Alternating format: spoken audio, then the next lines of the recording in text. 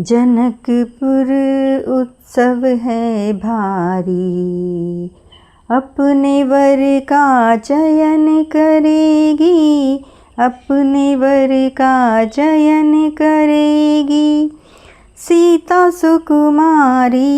जनकपुर उत्सव है भारी, जनकपुर उत्सव है भारी। व्यर्थ मरहूँ जनि गाल बजाई, मन मोदकनि की भूख बुताई। सीख हमारी सुनी परम पुनीता, जगदम्बा जानहु जिय सीता। जगत पिता रघुपति बिचारी, भरी लोचन छवि लेहु निहारी। सुंदर सुखद सकल गुण राशि, ए दो बंधु शंभु उर्वासी। सुधा समुद्र समीप बिहाई, मृग जलु निरखी मरहु कत धाई।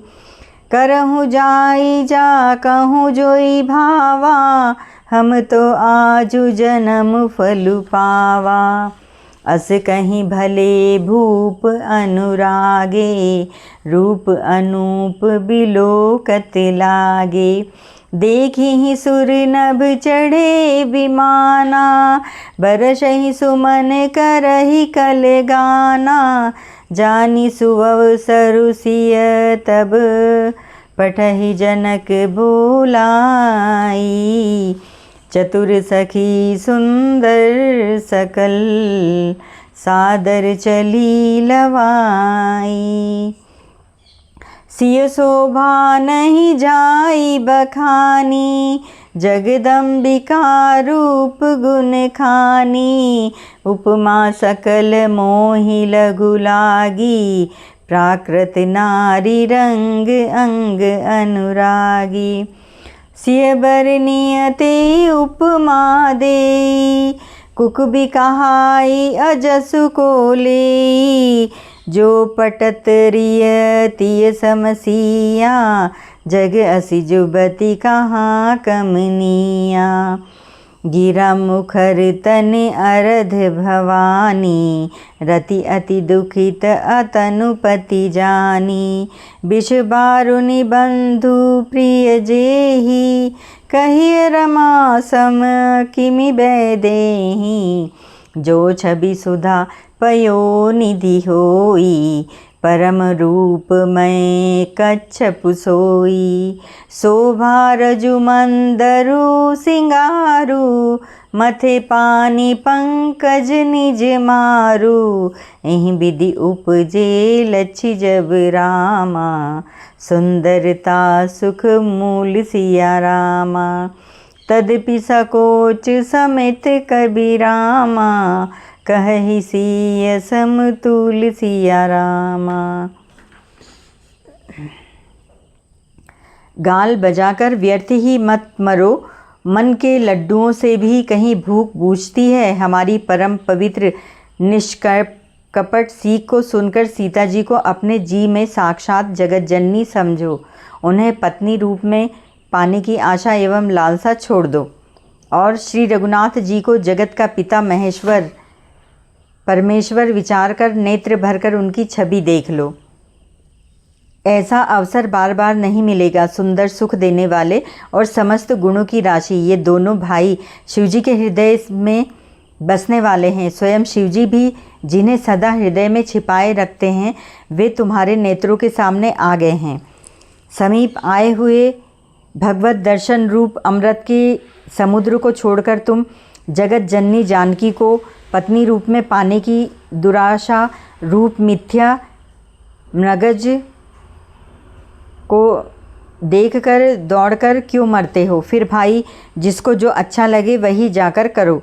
हमने तो श्री रामचंद्र जी के दर्शन करके आज जन्म लेने का फल पा लिया, जीवन और जन्म को सफल कर लिया। ऐसा कहकर अच्छे राजा प्रेम मग्न होकर श्री राम जी का अनुपम रूप देखने लगे। मनुष्यों की तो बात ही क्या, देवता लोग भी आकाश से विमानों पर चढ़े हुए दर्शन कर रहे हैं और सुंदर गान करते हुए फूल बरसा रहे हैं। तब सुअवसर जानकर जानकी जी ने सीता जी को बुला भेजा। सब चतुर और सुंदर सखियाँ आदरपूर्वक उन्हें लीवा चली। रूप और गुणों की खान जगत जननी जानकी जी की शोभा का वर्णन नहीं हो सकता। उनके लिए मुझे काव्य की सब उपमाएं तुच्छ लगती हैं, क्योंकि वे लौकिक स्त्रियों के अंगों से अनुराग रखने वाली हैं, अर्थात वे जगत की स्त्रियों के अंगों को दी जाती हैं। काव्य की उपमाएं सब त्रिगुणात्मक मायिक जगत से ली गई हैं।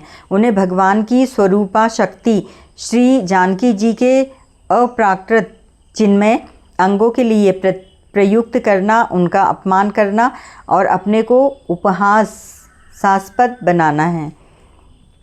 सीता जी के वर्णन में उन्हीं उपमाओं को देकर कौन कुकवी कहलाए और अपयश का भागी बने, अर्थात श्री सीता जी के लिए उन उपमाओं का प्रयोग करना सुकवी के पद से च्युत होना और अपकीर्ति मोल लेना है। कोई भी सुकवी ऐसी नादानी एवं अनुचित कार्य नहीं करेगा। यदि किसी स्त्री के साथ सीता जी की तुलना की जाए तो जगत में ऐसी सुंदर युवती है ही कहाँ जिसकी उपमा उन्हें दी जाए। पृथ्वी की स्त्रियों की तो बात ही क्या, देवताओं की स्त्रियों को भी यदि देखा जाए तो हमारी अपेक्षा कहीं अधिक दिव्य और सुंदर हैं। तो उनमें सरस्वती तो बहुत बोलने वाली हैं। पार्वती अर्धांगिनी हैं, अर्थात अर्ध नारी नटेश्वर के रूप में उनका आधा ही अंग स्त्री का है, शेष आधा अंग पुरुष शिव जी का है। कामदेव की स्त्री रति पति को बिना शरीर का अनग जानकर बहुत दुखी रहती हैं और जिनके विष और मध्य जैसे समुद्र से उत्पन्न होने के नाते प्रिय भाई हैं, उन लक्ष्मी के समान तो जानकी जी को कहा ही कैसे जा सकता है।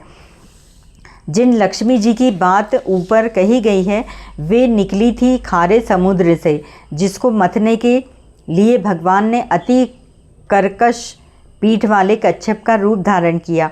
रस्सी बनाई गई महान विषधर वासुकी नगर की मथनी का कार्य किया अतिशय कठोर मंदराचल पर्वत ने और उसे मथा सारे देवताओं और दैत्यों ने मिलकर।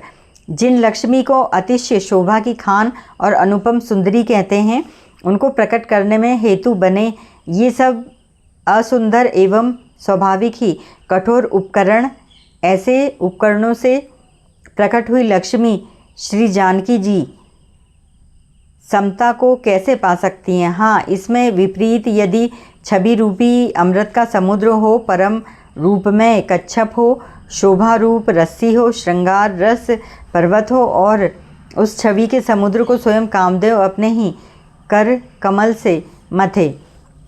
इस प्रकार का संयोग होने से जब सुंदरता और सुख की मूल लक्ष्मी उत्पन्न हो तो भी कवि लोग उसे बहुत संकोच के साथ सीता जी के समान कहेंगे। जिस सुंदरता के समुद्र को कामदेव मथेगा वह सुंदरता भी प्राकृत लौकिक सुंदरता ही होगी, क्योंकि कामदेव स्वयं भी त्रिगुणमयी प्रकृति का ही विकार है। अतः उस सुंदरता को मत कर प्रकट की हुई लक्ष्मी भी उपयुक्त लक्ष्मी की उपेक्षा कहीं अधिक सुंदर और दिव्य होने पर भी होगी, प्राकृत ही। अतः उसके साथ भी जानकी जी की तुलना करना कवि के लिए बड़े संकोच की बात होगी।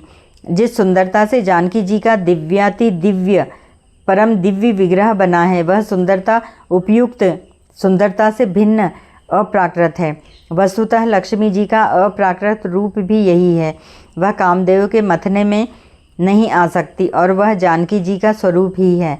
अतः उनमें उनसे भिन्न नहीं और उपमा दी जाती है भिन्न वस्तु के साथ। इसके अतिरिक्त जानकी जी प्रकट हुई हैं स्वयं अपनी महिमा से। उन्हें प्रकट करने के लिए किसी भिन्न उपकरण की उपेक्षा नहीं है, अर्थात शक्ति शक्तिमान से अभिन्न अद्वैत तत्व है, अतएव अनुपमेय है। यही गुण दार्शनिक तत्व भक्त शिरोमणि कवि ने इस अभूतोपमालंकार के द्वारा बड़ी सुंदरता से व्यक्त किया है। हरिओम। जय श्री राम।